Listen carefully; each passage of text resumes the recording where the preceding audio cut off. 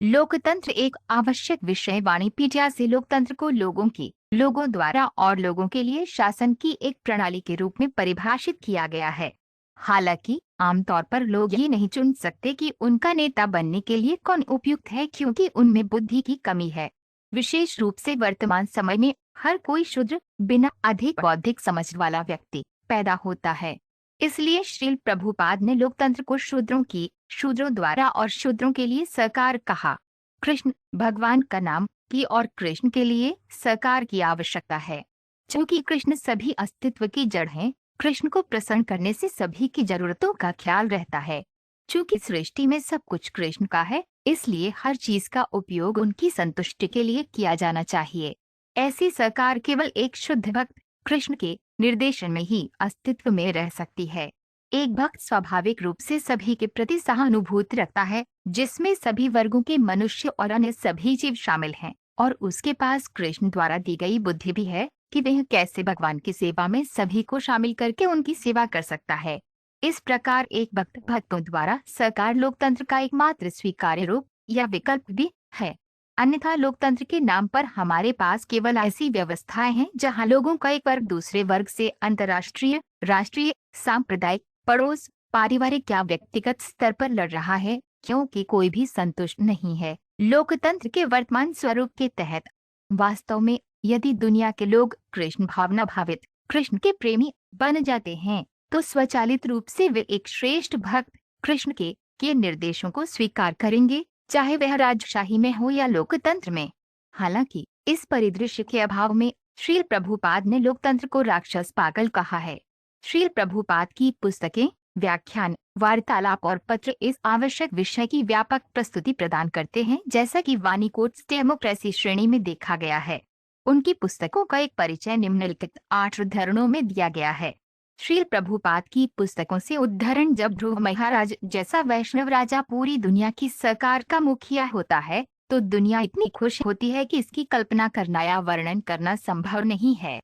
अब भी यदि सभी लोग कृष्ण भावना भावित हो जाएं, तो वर्तमान समय की लोकतांत्रिक सरकार बिल्कुल स्वर्ग के राज्य के समान होगी।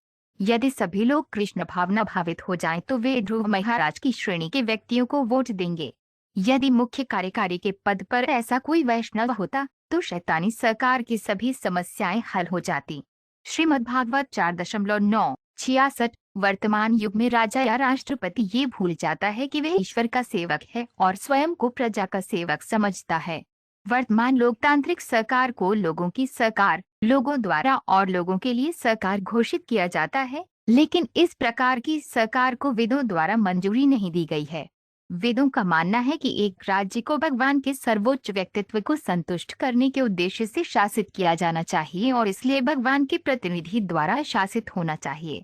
श्रीमद्भागवत 4.2245। प्रत्येक राज्य और उसके प्रशासकों की, चाहे प्रशासन की प्रकृति कुछ भी हो, राजशाही या लोकतंत्र, कुलीन तंत्र या तानाशाही या निरंकुशता की मुख्य जिम्मेदारी नागरिकों को ईश्वर प्राप्ति की ओर ले जाना है। यह सभी मनुष्यों के लिए आवश्यक है और यह पिता, आध्यात्मिक गुरुवार और अंतः राज्य का कर्तव्य है कि वे नागरिकों को इस लक्ष्य की ओर ले जाने की जिम्मेदारी लें। भौतिक अस्तित्व की पूरी रचना इस उद्देश्य के लिए की गई है, केवल उन गिरी हुई आत्माओं को एक मौका देने के लिए जिन्होंने परमपिता की इच्छा के विरुद्ध विद्रोह किया था। श्रीमद्भागवत 2.722। दुर्भाग्य से कलि के वर्तमान युग में सरकार का मुखिया संतों द्वारा दिए गए निर्देशों का पालन नहीं करता है, इसलिए न तो नागरिक और न ही सरकार के लोग बहुत खुश हैं। उनके जीवन की अवधि कम हो जाती है और लगभग हर कोई शारीरिक शक्ति और आध्यात्मिक शक्ति से वंचित हो जाता है। यदि नागरिक इस लोकतांत्रिक युग में खुश और समृद्ध रहना चाहते हैं, तो उन्हें दुष्टों और मूर्खों को नहीं चुनना चाहिए जिनके मन में संतों के प्रति कोई सम्मान नहीं है। श्रीमद्भागवत 4.1.4.14। धर्म और ईश्वरीय चेतना के बिना लोग कैसे खुश रह सकते हैं? दुष्ट लोग अपने इंद्रिय सुख के लिए नागरिकों से कर वसूलते हैं और भविष्य में लोगों को इतना परेशान किया जाएगा कि श्रीमद्भागवत के अनुसार वे अपने घरों और देश से भाग जाएंगे और जंगल में शरण लेंगे। हालांकि कलयुग में लोकतांत्रिक सरकार पर कृष्ण भावना भावित लोगों का कब्जा हो सकता है। यदि ऐसा किया जा सके तो आम जनता को बहुत खुश किया जा सकता है।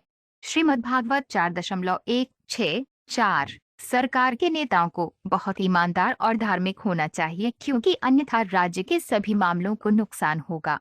दुर्भाग्य से लोकतंत्र के नाम पर दुष्ट और चोर सरकार में सबसे महत्वपूर्ण पदों पर अन्य दुष्टों और चोरों को चुन रहे हैं।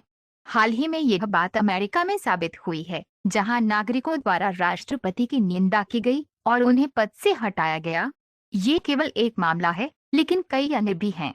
कृष्ण चेतना आंदोलन के महत्व के कारण लोगों को कृष्ण के प्रति जागरूक होना चाहिए और ऐसे किसी भी व्यक्ति को वोट नहीं देना चाहिए जो कृष्ण के प्रति जागरूक नहीं है। श्रीमद्भागवत 6.2-3। क्या राजा या कार्यकारी प्रमुख को उन गरीब जानवरों के जीवन की रक्षा नहीं करनी चाहिए जो अपनी रक्षा करने में असमर्थ हैं? क्या यही इंसानियत है? क्या किसी देश के जानवर भी नागरिक नहीं होते? फिर उन्हें संगठित बूचड़खानों में काटने की इजाजत क्यों दी जाती है? क्या ये समता, बंधुत्व और अहिंसा के लक्षण हैं? इसलिए सरकार के आधुनिक, उन्नत, सभ्य स्वरूप के विपरीत महाराज युधिष्ठिर जैसी निरंकुशता तथाकथित लोकतंत्र से कहीं बेहतर है, जिसमें जानवरों को मार दिया जाता है। श्रीमद्भागवत 1.104। प्रजा शब्द का तात्पर्य उस व्यक्ति से है जिसने सरकार के अधिकार क्षेत्र में जन्म लिया है। श्रेष्ठ राजा रानी इस बात के प्रति सचेत है कि सभी जीवित प्राणियों, चाहे वे मनुष्य हों, जानवर हों या जानवर से भी निचले स्तर के हों, को सुरक्षा दी जानी चाहिए। आधुनिक लोकतांत्रिक व्यवस्था को इस तरह से ऊंचा नहीं उठाया जा सकता, क्योंकि चुने गए नेता केवल सत्ता के लिए प्रयास करते हैं और उनमें जिम्मेदारी की कोई भावना नहीं होती है। श्रीमद्भागवत 6.4-11।